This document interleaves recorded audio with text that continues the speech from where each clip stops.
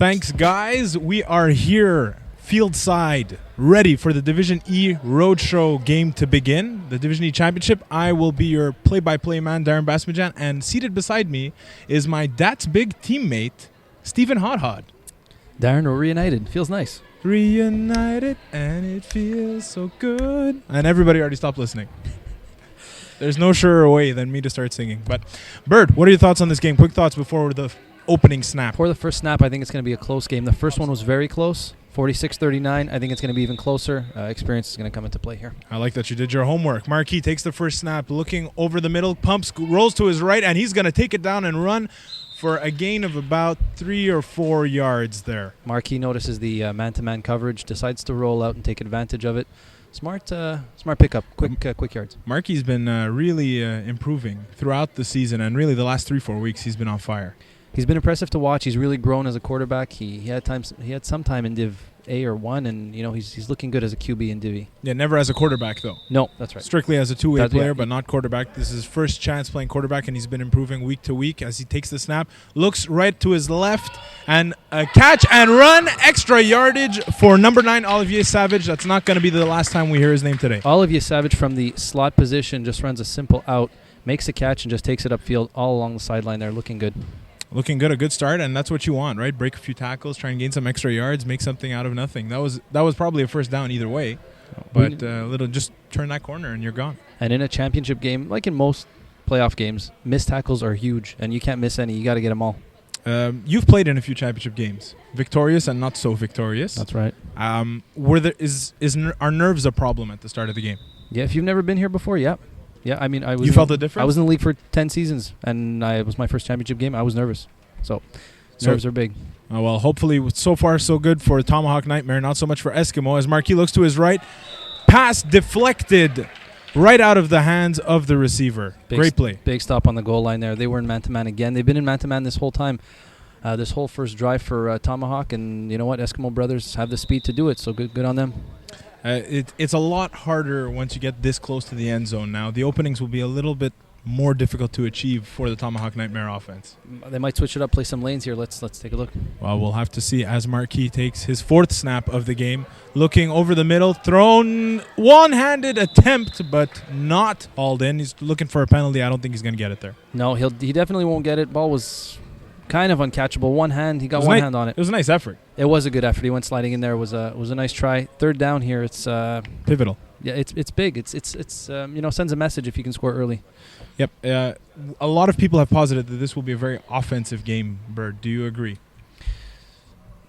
I can say yes, it will be. The 46-39 the first game, I don't see why this isn't an offensive game. Might be more points scored in the second half, but okay, well, we'll have to see how that goes. Third down now. Marquis rolling to his right off the bat. He's making a beeline for that end zone, and he's in. Touchdown. 6-0 Tomahawk Nightmare. Very smart recognition for JF Marquis. Realizes they're in man-to-man again. Says, I'm going to do this on my own here. No more incomplete passes on third down. Runs it in and runs hard to the end zone. And they got a break there by when Savage gained all those yards, he was tackled just short of the red zone, which gave that opportunity for him to run. Yeah, he was on the 5.5, maybe 6 yard line and said, you know what, I'm going to recognize and I'm going to take advantage of this. And he did. Smart move, smart run play.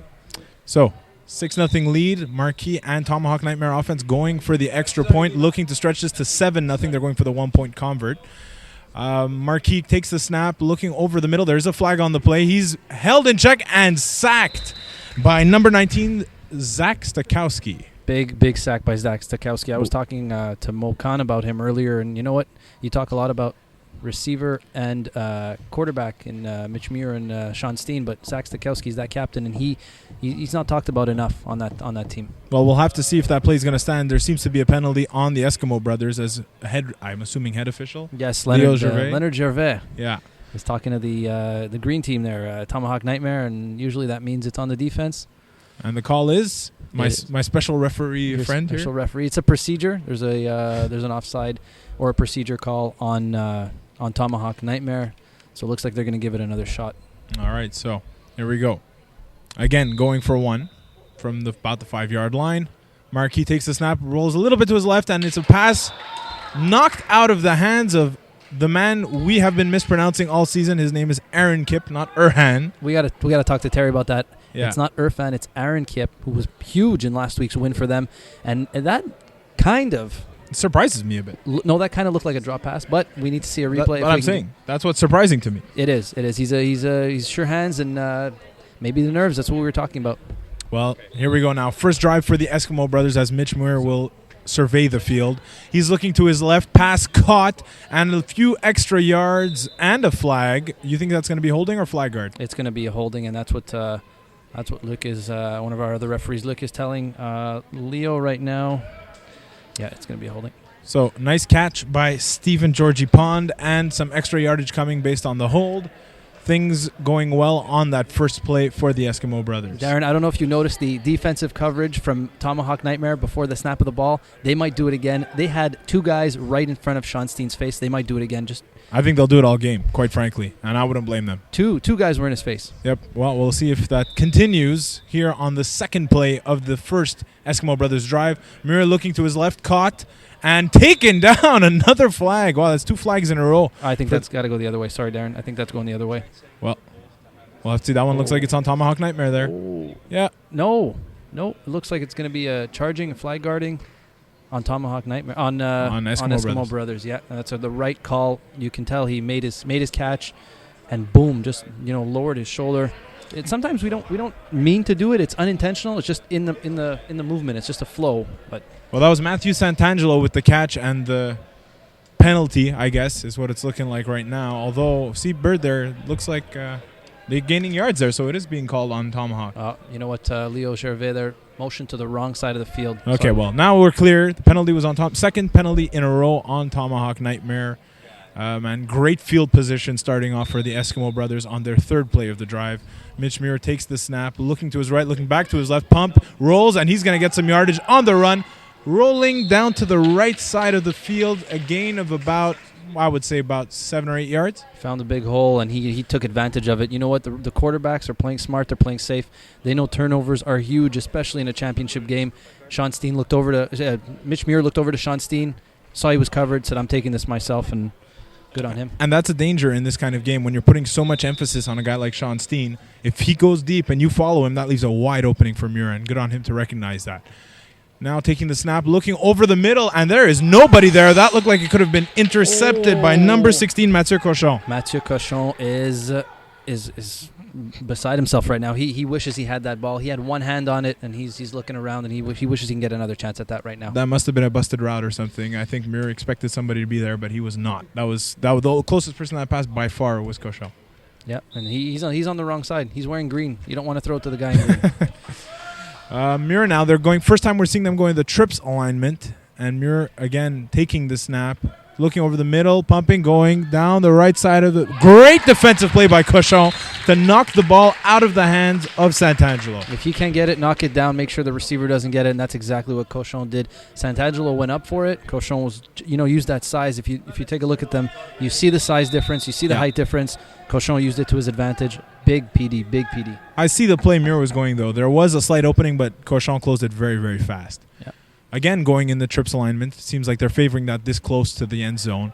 Muir taking the snap, looking over the middle, back to his left, and that is a catch. And will he make it into the end zone? It looks like he's held just shy on the 1 yard line, caught by Corey Oliver. Corey Oliver, it was wide open. It looked like there was nobody around him, and it was the right pass for Mitch Muir. He looked, found Corey Oliver, and Corey Oliver took it all the way to the 1. The Tomahawk Nightmare defense thought they had a pick and a PD, and now they're on their heels a little bit. Yep. We're making it down now. It's on the 1 yard line, and they're going back to a balanced formation. We'll see what Muir can do with this Eskimo Brothers offense. He's rolling to his right, now looking back to his left. Great rush by Olivier Savage, getting the job done on both sides of the ball so far in the early goings of this game. Big coverage sack there, and that's all coverage right there. It's sad to take it away from Olivier Savage, but you know what? Those guys on defense, every single one of them played huge man-to-man on the goal line, and that's why he was able to get that sack, and now they're looking at a bit of a longer second down here. Now, you alluded to the lack of size on the Eskimo Brothers side. That's where it makes it a little bit more difficult, especially in the red zone. Harder to win one-on-one matchups there. We'll see what happens now with a little bit more breathing room. Muir looking to his left, over the middle, caught. Touchdown by Stephen Georgie Pond. Nice little skinny post to the back of the end zone, and that's exactly where he caught it. They were in man coverage again. Was Tomahawk Nightmare, and he took advantage of that. Took one step out, one step in, and he was open on the way. Well, we didn't really have to say Sean Steen's name so far on that first drive, but the usual suspects in the secondary receiving core, Georgie Pond, Corey Oliver, Santangelo have been getting in on the action, and good for them. Muir rolling to his left, looking to make it a 7-0 lead, but he is eventually sacked. I thought he had more of a chance than he gave himself there. Yeah, he kind of stopped for a second, and Olivier Savage was kind of surprised, ripped the flag off, and said, "Hey, I got you there." You were talking about how we didn't mention Sean Steen's name in that first drive, and I think that Tomahawk Nightmare likes it like that. I think they want it like that. And if you're going to beat us with everybody else. Don't beat us with Sean Steen. He had 5 receiving touchdowns in their last matchup. 5 of them, not 1, not 2, not 3, not 4, but 5. It's huge. That's not going to happen again if the Tomahawk Nightmare defense has anything to say about it. Now Tomahawk going for their second drive of the game. It is a 6-6 score, tie game, second drive of the game for Tomahawk Nightmare. Marquis looking deep down the left sideline, and it is almost intercepted. A great individual defensive play by Sean Steen. Shocker. Sean Steen was step for step with his receiver, and you know what? He was there. He was there. He was, if again, and you know what it comes back to? It comes back to that height difference. If he was maybe a couple inches taller, he'd have that ball. He'd have an interception, you're saying? He would have it in his hands. That's right. Yeah. But Mathieu Cochon, he looked like he was open. I think Marquis just needs to lead him a little bit more, and he might have had him, but it was still a great, great defensive play. Second down and 10 yards for the Tomahawk offense. A ball thrown, a little bit inaccurate, low, tough grab for Simon Martin. Incomplete pass. Coming from the wide side, Simon Martin had a chance at that. Well, actually, maybe he didn't have a chance at that. JF Marquis trying to maybe keep it away from the Eskimo brothers, and they're fast. Those guys are fast. They are fast, and they'll break to the ball. But obviously, I mean, look, he attempted to go down that left sideline. It worked the first time when it was the slot receiver bouncing out. Did not work when it was the wide out going down the field. So, you know, he's got to be aware of Steen. Rolling to his left, throwing on the run, caught by Olivier Savage for a gain of about 7 yards. That same sideline route that you were just talking about, Olivier Savage running a little simple out, and Marquis just, follows him, rolls out, hits him in stride. Doesn't gain as many yards as the first time he caught that pass, but they're looking at a fourth and... No, I think third. No, it's fourth down, actually. Fourth down? Yeah, it's fourth down. Fourth down it is. Fourth and about 3, I would think. Yeah, that's right. The first play. Yeah, I got it. And that Eskimo Brothers defense is still in man-to-man. Well, they're fast. They're going for it now. This is big. This is already a key turning point in the game. Balanced attack here. Marquis looking over the middle. Thrown. Incomplete. Batted away by the defense of Eskimo Brothers. And that looks to be a turnover on downs. The first crucial turnover of the game. It is big, and we talked about turnovers. We talked about how big they are in championship games, in the playoffs. You can't make any mistakes, and I wouldn't call it a mistake, but on a 4th and 1, 4th and 2, with the option to run, JF Marquis looks for his receiver, and it's a knock, the pass deflected. Huge on the Eskimo Brothers to get the stop, and they've called timeout now. Well, I guess not a bad time. I might now see the officials are having a discussion as well with 2 of the Tomahawk players as well now. Do you think it's technical timeout? Do you think it's just kind of reassess where they are? You know what? I think Zach Stakowski called it? Yeah, he did call the timeout, and I think it was smart on him to do that. He wanted to regroup his guys. They were tired, and I wouldn't be surprised if he's looking for a... Oh, wait a minute here. Looks like we got a quarterback change. Well, that's what I was thinking about. Yeah, Stachowski's going at quarterback because I do not see Mitchell Muir. Is he on the bench? He's on that sideline, yeah. He's holding his right arm. He's in pain. That's a tough start now. You thought things were turning for them. Stachowski rolling to his right. He's throwing it deep over the head, way over the head of Corey Oliver. There was a bit of an opening there, but he just missed it. Corey Oliver was waving for that ball. Zach Stakowski, maybe not their first option at quarterback for Eskimo Brothers, but he's a good replacement. He came in for a few games and did a great job. He's a leader. He's their captain, and if you want anybody else throwing that ball, I want it to be Zach Stakowski. He had an open receiver. Was a bit late getting the ball there, though. And he's also a different kind of quarterback. Muir is a bit more of a stationary quarterback. Stachowski seems to be a bit more of a rolling, scramble, make things happen type. Less your traditional He will quarterback. use his feet. I wouldn't be surprised if he does right now. Well, we'll see. And he's rolling to his right again. Now going back to his left, cutting and trying to gain some yards. He's going to get some yards down the left sideline. Finally tackled by number 47, Marc-André Bergeron. Thank you for making me look good, Zach Stakowski. He used his feet, picked up yards, and you know what? That's what he's going to do. That's the difference that he brings compared to Mitchell Muir. And the Tomahawk Nightmare defense that planned to cover or to defend Mitch Muir now has to change their game plan. This is huge. Absolutely. I think, it's really tough, but once you make it to the finals, it means you have resiliency. Difficulty here is that Eskimo brothers didn't have that much difficulty getting to the finals, so it's actually the first time they've had to battle through something in these playoffs. Caught by Sean Steen. Great move. He's going to try and... Oh, wow. Just like we've seen all season, Darren. I can't even describe that play. Just like we've seen all season, he runs a simple little hook, 4 yards, and makes 4 defenders miss. Unbelievable. Sean Steen, you know what? It's exactly what he's been doing all season, and he does it again in the championship game. Gives a little point to the crowd. And they're going for 1 point here. All right, well, that was an unbelievable play. That's going to be on the highlight reels, that's for sure. Great play. Tomahawk Nightmare did a good job keeping Steen in check on that first drive. Not so much on this one. You can see he's a game breaker, and he'll make it happen. Rolling back to his left, and finally, after the second player tried to go after him, Stakowski is stopped, and it will remain a 12-6 lead. Extra point is no good. If you see after that touchdown, Matthew Cochon lined up right in front of Zach, right in front of Sean Steen, and he kind of nodded his head to say, well done, nice job, and they were kind of just, had that mutual respect for each other. Nice to see in a championship game. Very nice to see. Well, we'll see how long that lasts. I think, look, you're a veteran of a couple of championship games, as am I. It starts off very respectful, but by the end of the game, it might not be. Especially if it stays close. That's it. So now 12-6. First big break goes towards... Oh, my God, and make that the second big break going for the Eskimo brothers. Huge. As Thomas Andrew Quinn comes up with the interception on a batted ball. A little bit of indecision between the receivers, two receivers in the same spot. This is where you see that lack of experience for Tomahawk Nightmare. That's exactly what it is, Darren. That's exactly what it is. The receivers on the right side, the slot receiver, the wide receiver, they just ran into each other, and it bounced off number 46, Patrice Lalonde's shoulders into the defender's hands, and a huge turnover with already a one-score lead for the Eskimo brothers. Well, here we go now. We see Stakowski back at quarterback again, going deep down the left corner, and that ball is intercepted. Touchback. Incredible play by Mathieu Cochon. Great job, and the momentum has turned yet again. Who else? Mathieu Cochon. We've been talking about him since the beginning. He had a chance for a pick. He had a pass deflection. You know what? He lines up in front of Sean Steen. He's able to do it all, and he says, we're going to give it away, but we're going to take it away too. And it's a very, very huge play coming back here for Tomahawk Nightmare. Well, you know what? I'm going to call you Bird throughout the show because that's how I know you. Can you tell the people why you call me Bird, though? I really don't even know what the reason is, but isn't Hot is what is Hot is a bird, that's right. Okay, there you go. So Bird. I kind of disagree with the play calling there. They didn't need to go for the jugular that quick. That's what happens when you have the number 2 quarterback playing and not the number 1 quarterback. Well, that's it.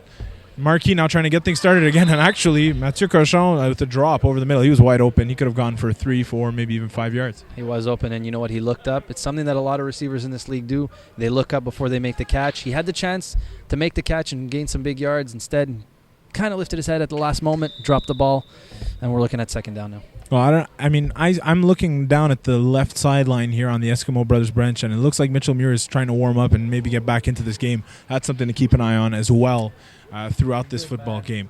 Marquis now taking his snap, rolling to his left, and he throws. He's got Aaron Kipp with a gain of about 4 or 5 yards, tackled by Corey Oliver. A nicely designed play. That same play, JF Marquis is rolling out. If he's not going to hit Olivier Savage, he's going to hit his go-to receiver, which is Aaron Kipp. And you know what? He's got sure hands, like we said, and he's not going to drop many balls. We saw one early on. I guarantee you he doesn't drop very many the rest of the way here. Mitch Muir looks like he's warming up. I don't blame him. He's young. He is his first final, and you know what? I think he wants to get back in here. Well, yeah, not all of us have the easily separated shoulders of a Mr. Stephen Hot. JF Marquis now looking to continue the good roll after that last play.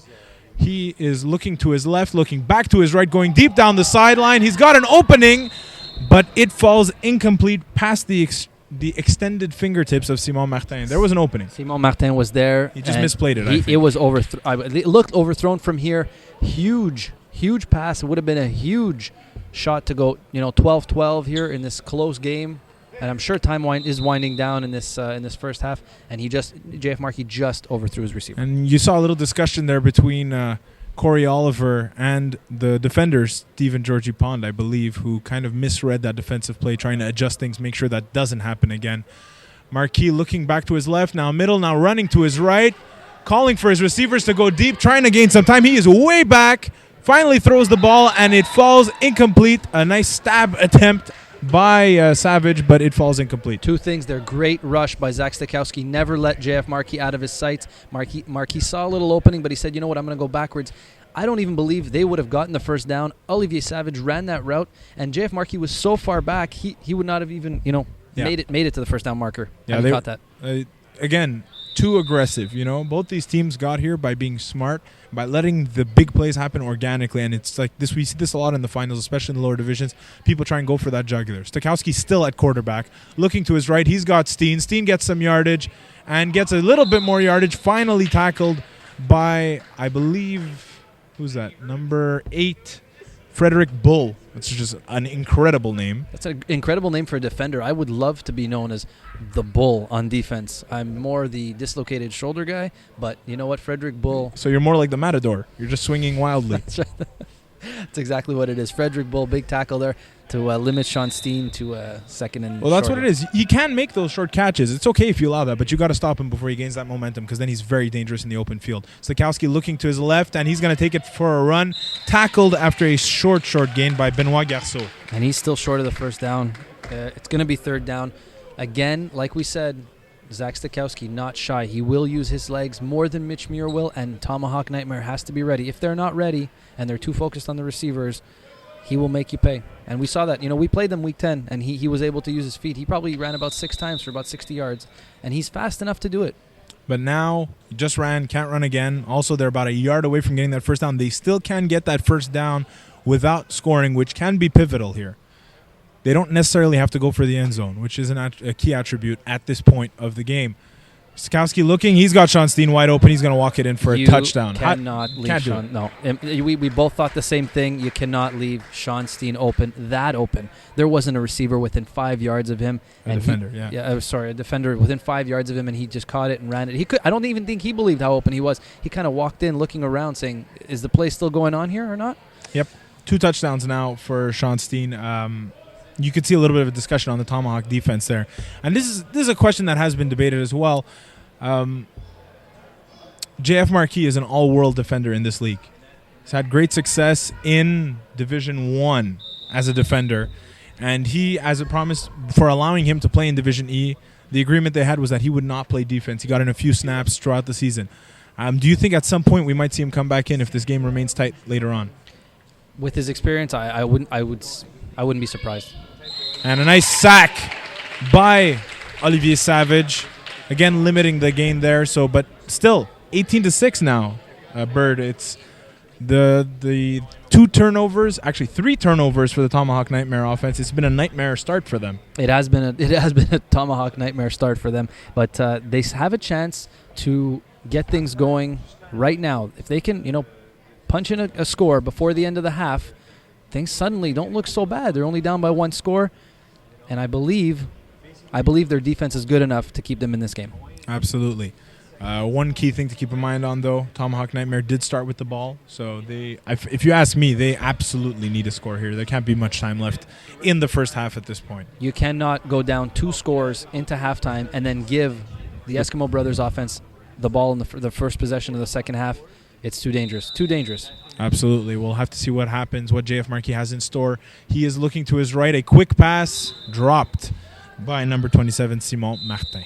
Another dropped pass. A lot of drops so far for the Tomahawk Nightmare and offense. That's something that we've seen. You and I have experience in this league. I remember not so many seasons ago an average Joe's team beating an underdog average Joe's team beating an Incredibles team because of drop passes. A ton of drop passes in that game, and the core of which is a champion looking to be defending champion later tonight.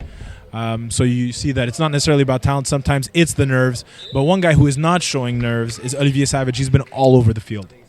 I think he's been their best player without question. You know what? He's sacking the quarterback. He's making receptions. He's trying to calm his team down by making the important grabs, and that was another important grab. They're going to go into a third down here. We got 4 plays left, and Olivier Savage is probably the coolest cat on the Tomahawk Nightmare offense right now. Well, there's, like you said, 4 plays left.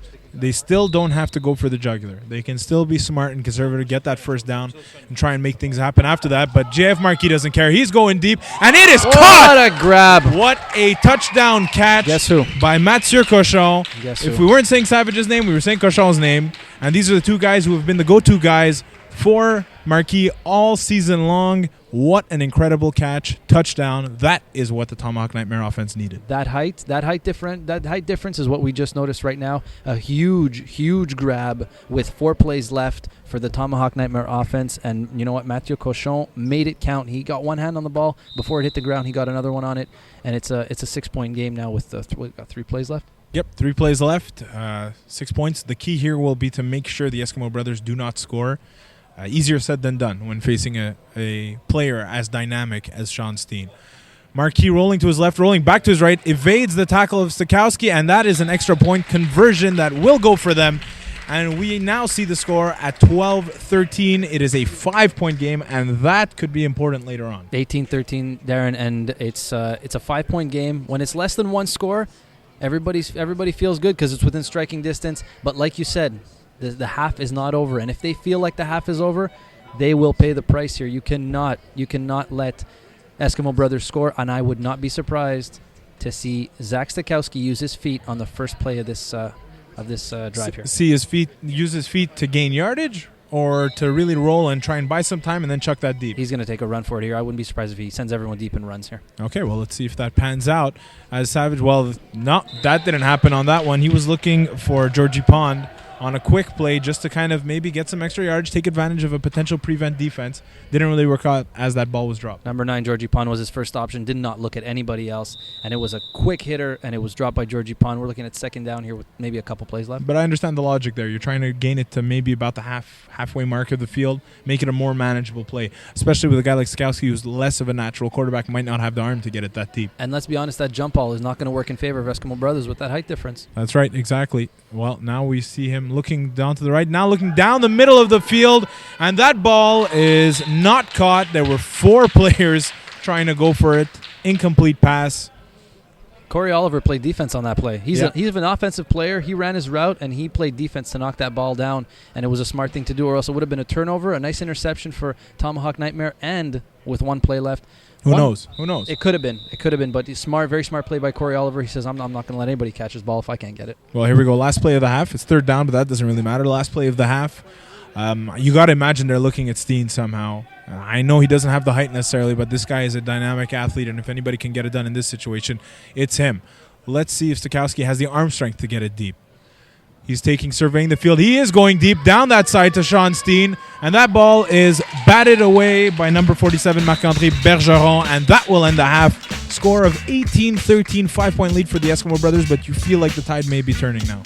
It's going to be very interesting to see the way Eskimo brothers come out in the second half. They had Sean Steen in one-on-one coverage, in one-on-one matchup with Marc-André Bergeron. And if he catches that ball, we know what Sean Steen can do if he only has one defender around him. If you're asking me, I think Tomahawk Nightmare was really happy to get out of that half with a 5-point deficit, and it's going to be very important to see that first drive on defense. I would absolutely agree with you here. This first drive might be the turning point, but they have shown a bit of resiliency here to have so many things go wrong for them in that first half. Yes, they caught a bit of a break with Mitchell Muir being injured, but I still think that it shows impressive resiliency for them to be only down 5 at this point. One quick stop, and then suddenly the tide has completely turned, and then you're getting nervous if you're the Eskimo Bros. To turn the ball over 3 times, they didn't convert on a 4th down, and they had the interceptions. Two fourth downs. 2 4th downs and an interception, yeah. And to not be able to convert and to turn the ball over to an Eskimo Brothers offense that's this potent, they are. I'd be very happy going into the half with a 5-point deficit. Let's look at what it looks like. Mitch Muir is warming up. He's throwing that ball. He's trying to throw it as hard as he can. He wants to get into this game. I don't blame him. Look, he took that time out. The momentum turned. If he had stayed in that game, I'm not sure we're talking about the same score. Early favorite for Finals MVP. If we're looking at a Tomahawk Nightmare, best player, I would definitely say Mathieu Cochon. He had the huge pass deflection in the first half. He almost had a pick. He got the pick in the back of the end zone, and then he had a huge TD as a receiver. Mathieu Cochon, without a doubt, for me, is the top player right now for Tomahawk Nightmare, and he needs to be better than that in the second half if they have a shot of getting this championship. And what do the Eskimo Bros need to do to change? We saw the momentum shift a little bit. What do they have to change? It looks to me like Stokowski is still a quarterback. He is still a quarterback. Mitch Muir is still on the sideline. He's fixing those bags for all his players on the bench there. They have to. You know what? They look stale. They don't look like they're pumped up or energetic. No, you're right. The two passes were hooks. They were hooks and touchdowns. You know. Well, here we go now. Going deep down the sideline, overthrown Sean Steen, and you don't see that happen often. Sean Steen pulls up, does not look satisfied with that play. Number 2 quarterback, Zach Stokowski, ran a little, just told Sean Steen to run a little hook and go, and Marc-André Bergeron from Tomahawk Nightmare was with him step for step, and then you had Mathieu Cochon, number 16, playing that free safety spot, and he was there. It was good coverage, but the ball was indeed overthrown. Well, that's it. I think if the throw had been on point, that was a catch. For Mathieu Cochon? No, I don't agree. I think he was just a little bit too far, but I see your point. I know he was there, but Steen would, you've got to give the guy credit. He finds a way to come down with it. Quads formation here, going deep down the left sideline, and the closest defender on that one, and I think we'll have no disagreement here, was number 88, Carl Simon Valiquette of Tomahawk Nightmare. That was not a great pass. You know, Valiquette had his hands on it. It went right through his hands, and it was they avoided a disaster there. Eskimo Brothers did. The first one was incomplete, overthrown, and the second pass was almost picked off. Like you said, I don't know why Stokowski's going for the jugular, but then they're in trips again, and he looks like he's got something up his sleeve here. Well, we'll have to see Steen isolated on the right side of the offensive field for the Eskimo Brothers. He pumps, rolling to his left, and he is sacked by Olivier Savage. Obviously not in the end zone, but very, very close. And now it gets dangerous for the Eskimo Brothers. It brings up 4th down. I'm assuming they'll punt here. Without hesitation. Yeah. Huge sack for Olivier Savage. That's exactly what Tomahawk Nightmare needed. That's what they wanted. They came out here and they needed to get a stop. They needed to make sure that the Eskimo Brothers did not score on their first possession. Check. That's right off the list now. Now they have to come right back and make sure that this game goes their way. A little momentum swing maybe with a touchdown. But again, no need to go for the jugular. Just go, 3, 4, 5 yards at a time. Well, we've seen that work. That's been what's worked for them better than the deep plays, although one of their touchdowns did come on a deep play. But here we see him rolling to his right and throwing to number 46, caught by Patrice Lalonde for about a 5-6 yard gain, his first catch of the game. Simple, exactly what we've been talking about. Keep it simple. Patrice Lalonde runs a little out, and with all the attention that Olivier Savage is getting, all the attention Mathieu Cochon is getting, why not go to somebody else who can make the catch? And that's exactly what he did. Little out for Patrice Lalonde, big 5 yards there. And he's a big body, so he can box out that defender and make that catch. A surefire 4-5 yards. And now we see Savage with a catch spin, no extra yards on a nice tackle by Sean Steen, and that's a gain of about maybe 2-3 yards. Yeah, 2-3 yards. Sean Steen made a big tackle. There was nobody else around him. If Olivier Savage made Sean Steen miss, he was going to the end zone. But Sean Steen, a huge tackle, and we see why he is so important on both sides of the ball, especially for that Eskimo, that Eskimo Brothers defense. He can catch and he can score touchdowns, but he's a great defender too. Well, that brings up 3rd down for the Tomahawk Nightmare offense, and this will be a key attempt at converting. They are at 3rd and about 1 or 2 yards, so it's very manageable for them. Marquis rolling to his right off the bat. Is he going to run? Well, he runs, escapes the tackle, missed tackle. And that one's going to hurt. He breaks an ankle or two maybe on his way in. It's less maybe of broken ankles and more just flat-footed. Maybe making guys trip over their own feet.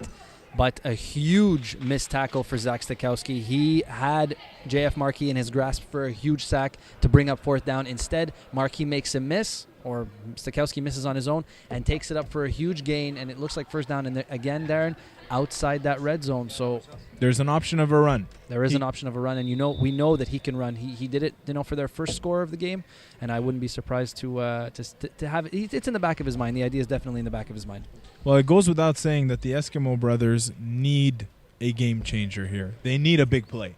You could see it. They've been devastated since the injury of Muir, who is still warming up on that sideline. Marquis looking to his left, caught through the outstretched arms of Sean Steen caught by Olivier Savage, and he walks in for that touchdown. And here we go. All of a sudden, Tomahawk Nightmare leading by a score of 19-18. I did not see this one coming after the start they had. I did not see it either. And after the 3 turnovers in the first half, a huge play, a little hook to Olivier Savage. Sean Steen went for the interception and not for the tackle. And it showed because Olivier Savage walked right in, touchdown. And this crowd in front of us here that looks like they're pretty excited of the score, is happy that it's a 1-point game now in favor of Tomahawk Nightmare. Yeah, I think the Eskimo Brothers fans are a little bit further down the sideline, but not as much to root for since about the, maybe 7 or 8 minute mark of the first half. Marquis now looking to stretch that lead to a 2-point lead. He goes, caught by Aaron Kipp in the end zone. 1-point convert is good. It is now 20-18 lead. And again, every extra point is vital when a game is close like this. Absolutely. And it also changes momentum. When you score an extra point, you believe in the back of your mind that you can do it on every play. And this is also changing the momentum. Instead of it being a 1-point game, now they've punched in the touchdown. They get the extra point. Momentum is slowly going to JF Marquis in that offense. Well, look at this. Look who's back at quarterback now. Mitch Muir finally gets back in. And we're going to have to see if this shakes up the Eskimo Brothers offense. Sean Steen with a quick catch, trying to get some extra yards. He's got it, and he falls down. If he didn't, I think he would have got another 4 or 5 yards, but still a little bit of positive momentum for the Eskimo Bros. Smart pass. Mitch Muir comes in, spent most of the first half. Actually, he only played 1 series on offense, spends most of the first half on the sideline, comes in and says, I'm going to go to my sure man. I'm going to go to Sean Steen, and Sean Steen picks him up a nice solid 3 yards. But again, I wanted to see them going a bit more conservative, a bit more short. I think that's the way they're going to get it done. We'll see if Muir continues on that line or if he's going to test them deep.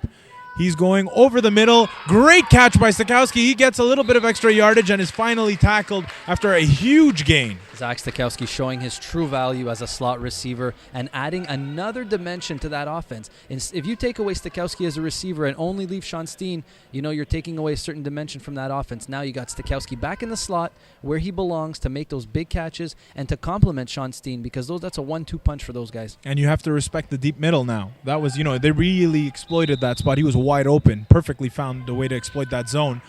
Muir now looking, caught by Corey Oliver. There is life, Stephen Hodhod. There is life for the Eskimo Brothers. Oh my God. Frederick Bull. Oh my goodness. Frederick Bull slipped in coverage, leaving Corey Oliver open. And Corey Oliver's celebration wasn't pretty. His touchdown was prettier than his celebration. Well, yeah, it looked like he got hip checked there. We got Tom Cesare on the right behind us over here. He can't hold it together. I'm having a hard time too. That's you know what? I never think I'll see something new. I'll never think I'll see something that shocked me after all the games I've seen. That one was something new. I just hope he's okay. He landed hard on his right hand. He's looking a little bit like he's in a little bit of discomfort here, but he's staying in the game, which is important. Great extension and catch by Stokowski. Well. Put him back where he belongs at receiver. Suddenly, different ball game. That's exactly what they needed to do. Stokowski, makes a big catch. Makes it another 5-point game, but this time in favor of Eskimo Brothers. And Mitch Muir looks like nothing was wrong. He said, you know what, guys, you don't need me right now. I'm going to take a little bit of a break, move this bench over to the sideline, and I'm ready to come back in and throw a touchdown pass. And that's exactly what he did. 25-20 score, 25-20 lead for the Eskimo Brothers. Key here, in my opinion, for the Tomahawk Nightmare is to really just settle things down. Don't feel like you have to respond. Absolutely, do not go crazy, and that's experience is where experience comes in. Well, Marquis now looking to his left, a nice quick pass, flag guard looked like to me, and that's the call. Catch by Mathieu Cochon, but a flag guard fairly evident. Having you in stripes at that FPF staff game was worth it, because you noticed the flag guard. I noticed it as well, and so did head referee Leo Gervais. It's going to be a catch, but they're going to go back about 5 yards because of the flag guard, and that's not what they needed. They need positive yardage. They don't need to go back here. And you know what? JF Marquis, that experience showed, because instead of throwing a bomb on the first play after a score, he goes simple to his go-to, Mathieu Cochon. Mathieu Cochon, and picks up 5 yards. Well, here we go. Second down, but they're kind of not much further than where they started there, so we'll have to see. Penalty trouble has been an issue for them. Well, they'll have to keep an eye on that. Going deep down to the left corner of the end zone, overthrown for Aaron Kipp. Aaron Kipp. Everybody else ran hooks on that Tomahawk Nightmare offense. Aaron Kipp was the only one that ran a little corner route, and he was in you know what, he was covered, but that ball was overthrown. And I think JF Marquis' mentality right now is, if my guys can't catch it, I don't want anybody to catch it.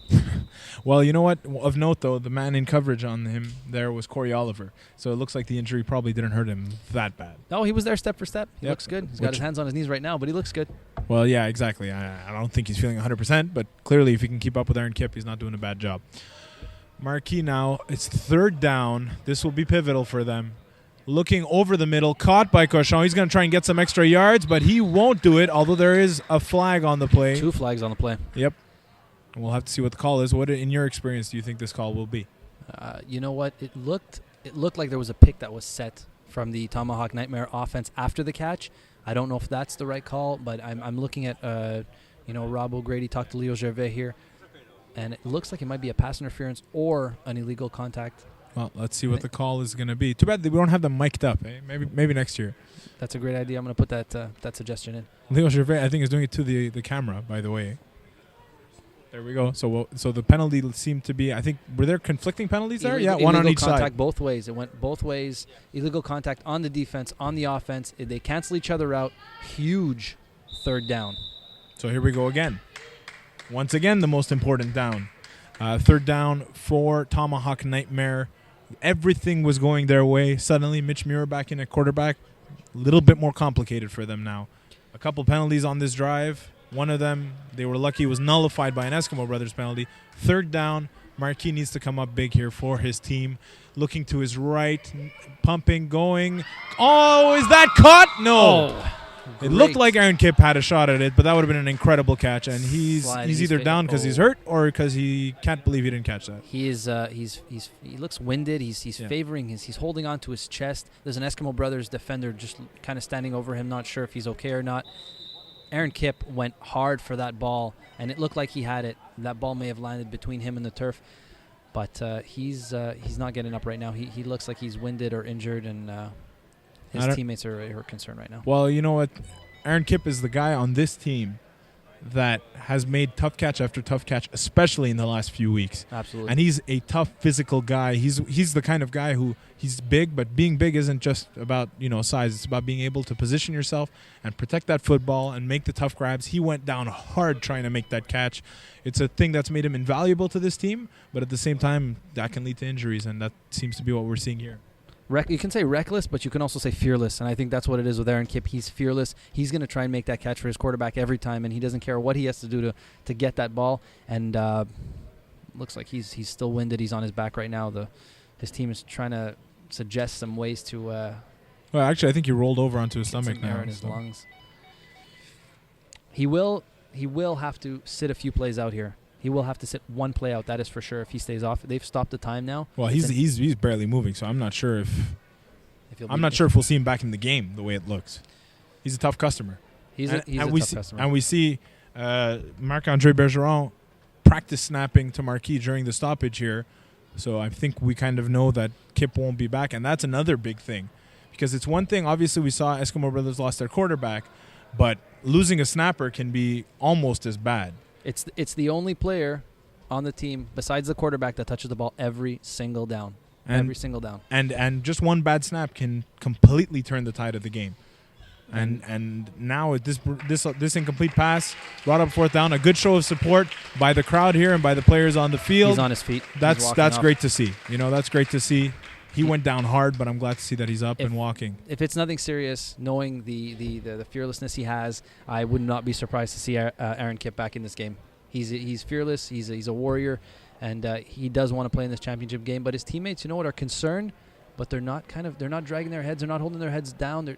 Let's move on. Let's see if we can make it happen. And that's why Marc-André Bergeron now is starting. And so this brings up fourth down, and no hesitation here. They're going for it. If anything, give them a little bit more time to figure out what they want to do against this Eskimo Brothers defense.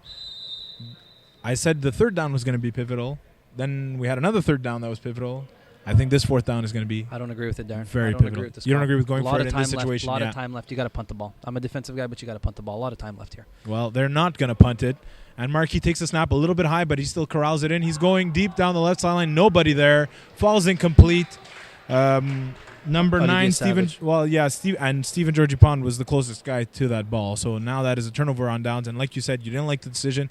easy to say when it doesn't work out, but you said it before it didn't work out. Yep. And now it's very, very tough field position for the Tomahawk Nightmare defense. Olivier Savage had a nice little out and up, and if he continued running, he would have had a shot at that ball. He looked over to JF Markey after the play and said, "Sorry, I didn't run the proper route." But look what you've done now. You've put you've put the Eskimo brothers so close to your end zone with what Leo Gervais just said, 10 minutes to 5 plays. Risky call. I don't like it. Yeah, I'd have to. I mean, hindsight is 20/20, but I have to agree with you on that one, especially showing with how good the Eskimo brothers' offense was on that first drive back from Muir. Caught by Sean Steen over the middle, makes a move, looked like he was going to get a few extra yards, but an incredible diving tackle to save maybe even a touchdown by what looked like number 29, Benoit Garceau. Yeah, Benoit Garceau, the one of the top tacklers on this team for Tomahawk Nightmare, and he made a huge tackle, because if Sean Steen got by him, you know what happens next. Sean Steen goes back to his house, and he celebrates a little bit by pointing up to the crowd like he did after his first touchdown. And Steen already at 2 touchdowns, I think, so far, so we'll have to see how that continues. Mira looking over the middle, and that is caught by Stakowski, who's been making up for a few struggles at quarterback, playing a huge role in this turnaround for the Eskimo brothers offense. Making Tomahawk Nightmare pay the turnover on 4th down, to go for it on 4th down so deep in your zone and not get it. And not needing to. No, not needing to. Lots and lots of time left, and maybe trying to force the issue too much, and now Eskimo brothers make them pay. Huge touchdown. Well, the only explanation I have there is that they so fear this Eskimo brothers offense now that Muir is back, that as Corey Oliver shows no ill effects and catches the extra point to stretch that lead for them. Like you said, if you're going to go for something like that, they must have been fearful of what that offense was going to do. And with a point, because Eskimo brothers, Mitch Muir has been destructive when he's been on the field. You're looking at a 2-score lead now, and still lots of time left. Again, I'm going to harp on that call, because as a defensive captain and as a an older guy in this league, no need to force that. Now you're down by 2 scores, and it's tough. Aaron Kipp is back at snapper, so that didn't last long. Like we said, one tough customer. Marquis takes the snap, looking to his right, pumps, gains a little bit of extra time, and he is almost tackled in the end zone. Incomplete pass. We see 2 different flags on. First flag seems to be holding on Stakowski. I'm not sure what the second flag was, but it looked like it was in the defensive backfield as well. It looks like an offensive pass interference here. It looks like offensive, but I could be way off. No, both calls were on the defense there. Yeah. It was defensive pass interference and holding. Obviously, one of them will be accepted. Patrice Lalonde played defense on that play. It was huge. He pulled on to his defender to make sure he didn't catch that ball. And you know what? The right call was made. Maybe it was a little ticky-tack play, but Tomahawk Nightmare really they got a break now. They did get a break, and that's what they needed. With this much time left, down 2 scores, that's what they needed. We have seen Marquis make some very smart, conservative plays. We've seen him go aggressive from time to time.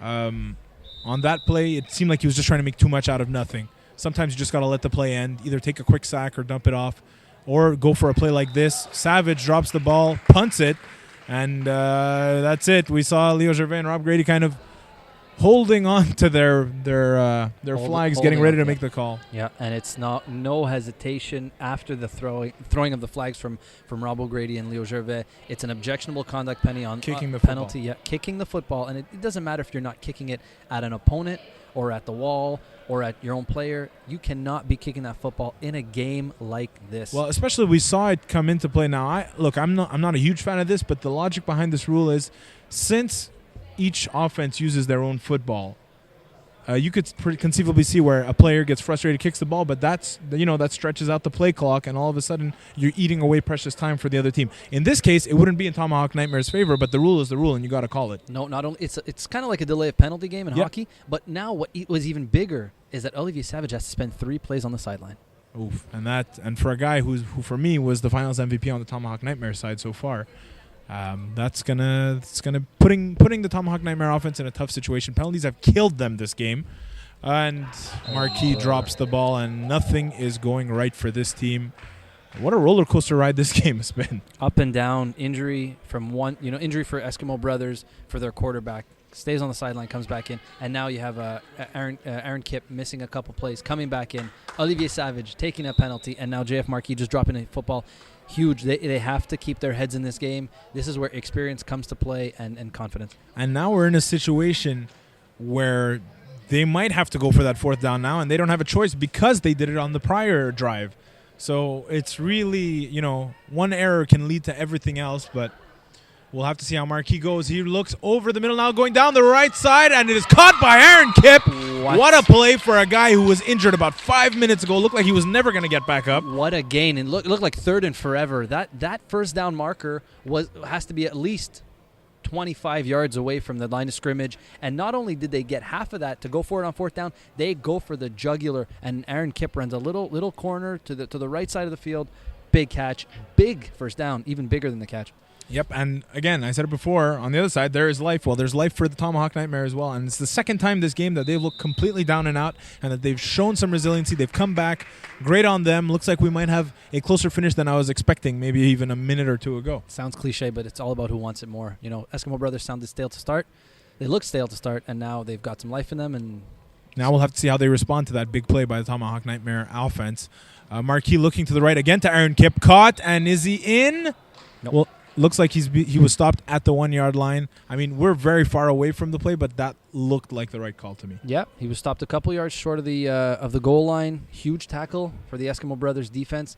But like you said, there is life in this Tomahawk Nightmare team, and they need to score soon. They need to score now. And Aaron Kipp is the go-to guy, generally speaking, for Jean-François Marquis in the red zone. So that's right. You'll see him run a little one step to the left and then run it hard to the right, and he'll be there to make that catch. That's what he just ran.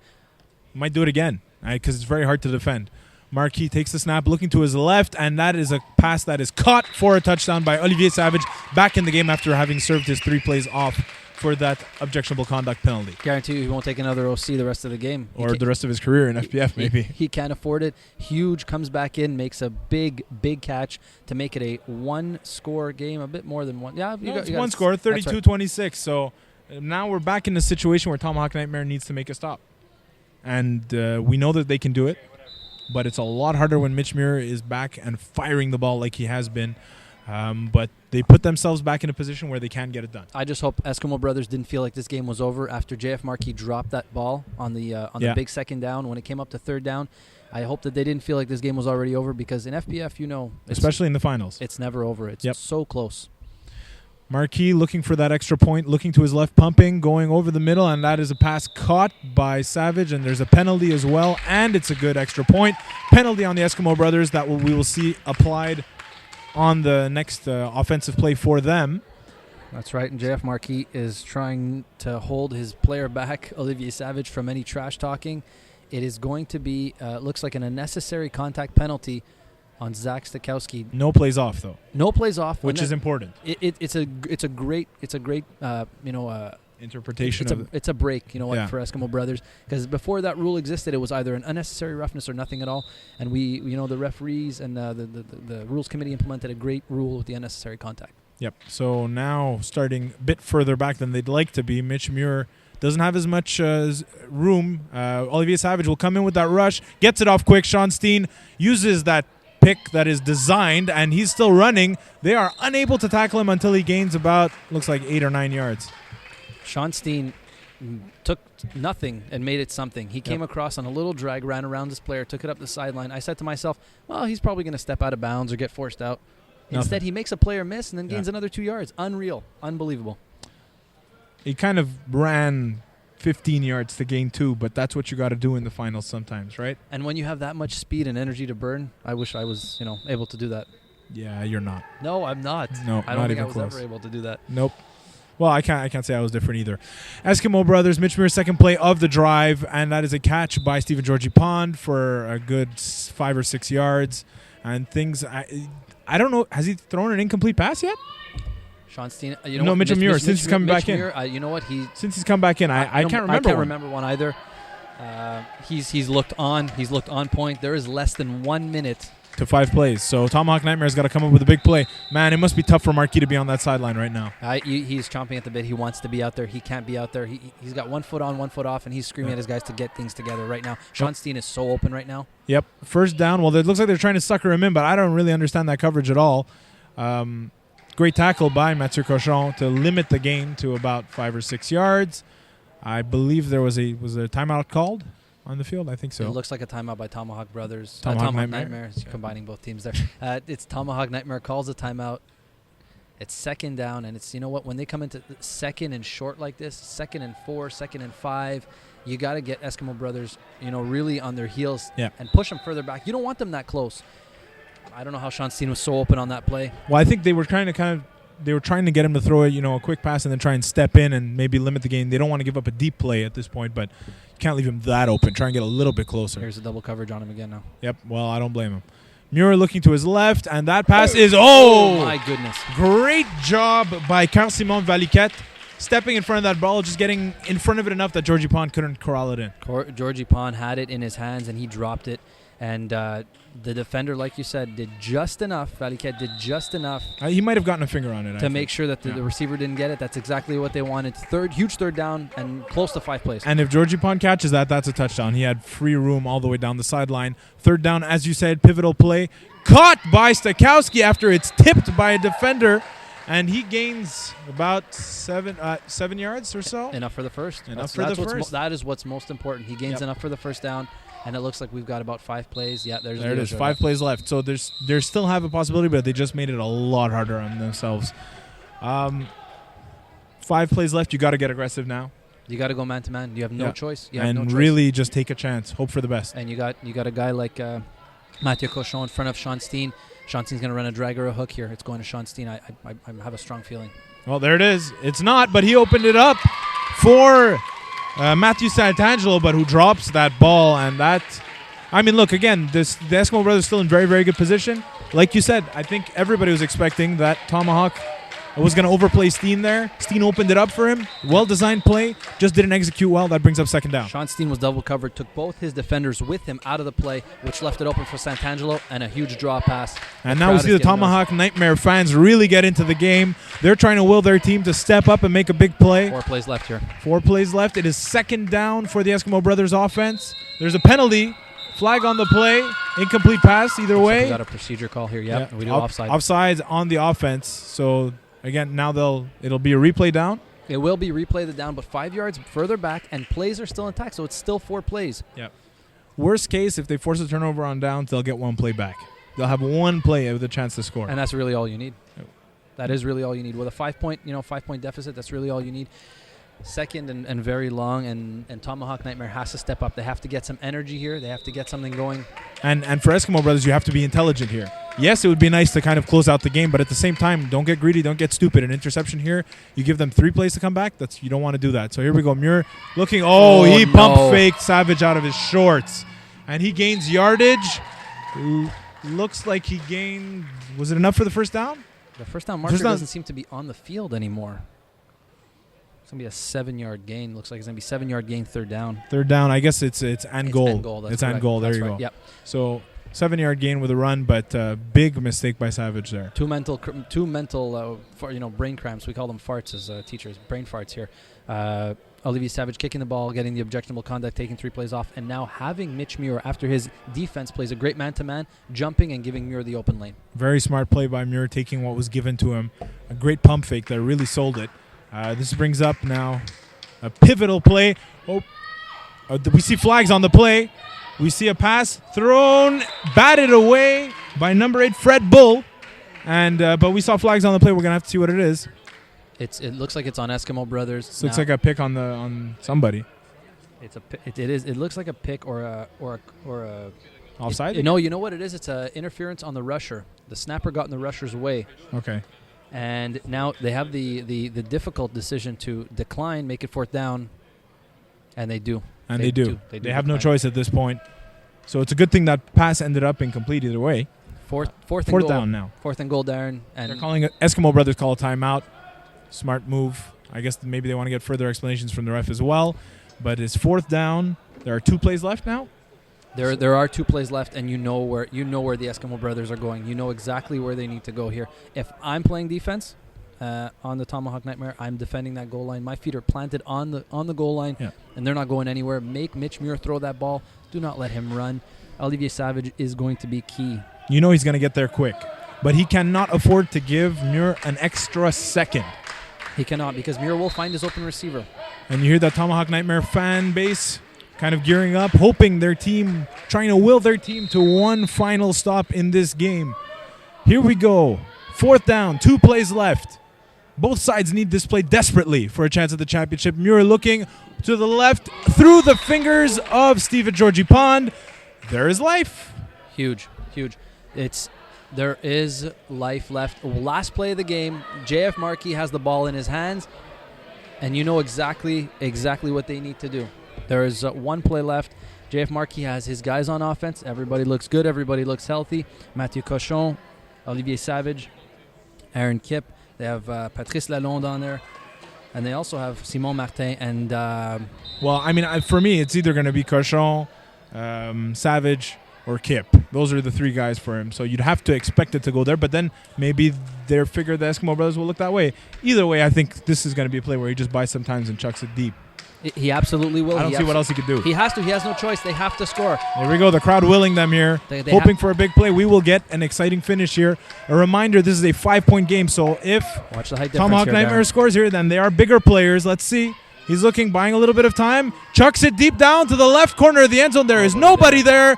Sean Steen intercepts the ball, gets tackled in the end zone. That is the game. Eskimo Brothers preserve a 5-point lead for the victory. 32-27 is your score. Eskimo Brothers win the Division E championship. JF Markey had a chance to throw it deep. He did. His receivers were not there. Sean Steen, exclamation point. Thank you very much. We'll take the football and we'll take that championship. A favorite from the beginning. Solid offensively. They came together on defense when they needed to, and they played a great game as a team. They started off stale. Yeah. They looked, flat-footed, especially with that injury. Exactly. And you know what? When Mitch Muir came back in, it's like he injected life into that team. Good on him. Good for them. And you know what? They deserved it. You got to give those guys respect. They played a great season. Now we see the traditional handshake after the game. I mean, we see it after every game in FPF, but even more so after a hard-fought battle like this. I'm really impressed by Tomahawk Nightmare and what they've done this season. For a team with so little football experience, aside from Marquis and 1 or 2 other guys, so much talent, so much growth and gain and experience in one short season. I think this team, if they decide to bring it back, could be a contender in years to come. Definitely, and the growth is the most important part. That you can't stay. You can't stay. Go ahead, there. Yeah, no, sorry. It's just we're seeing the trophy presentation on the Eskimo Brothers, and we see the trophy handed to Captain Zach Stokowski. The question here is, who's going to be playoff MVP? Who would you give it to? You gotta, Steen or Muir for me. Yeah, you gotta go with the quarterback. I would go with the quarterback. Maybe even Stokowski had some big catches. I think it's gonna be Sean Steen. No, it's Zach Stokowski. He had some big catches there, and he gets the playoff MVP. Slight surprise, but then again, when you saw he stepped in at quarterback, did what he could, and then at receiver, really dominant performance for him. He was the spark plug for that offense, more so than Steen, I think, in this game. Felt comfortable. Mitch Muir came back in and said, you know what, you go back to your spot, I'm going to throw you the ball. You make those catches you've been making all season. Yeah. We talked about Muir, we talked about Steen. The guy we overlooked was Stokowski. Yeah, so going back to Tomahawk as well. Congratulations to Tomahawk Nightmare for making it as far as they did. Congratulations to them for an excellent season. To Captain Jean-François Marquis for a great job at quarterback and as captain. But a special congratulations to the Eskimo Brothers, your 2013 spring season Division E champions. Congratulations to Captain Zach Stokowski and playoff MVP Zach Stokowski. Thanks a lot, Bird, for helping out. Darren, thanks for having me. I appreciate it. This was fun. Hopefully I get to do it again. Yep, and as we see the traditional championship photography, I will say it one last time for the 2013 season from our end here in the booth. Congratulations to the Eskimo Brothers. Now we'll send it back to Mokan and the panel for their post-game analysis and thoughts.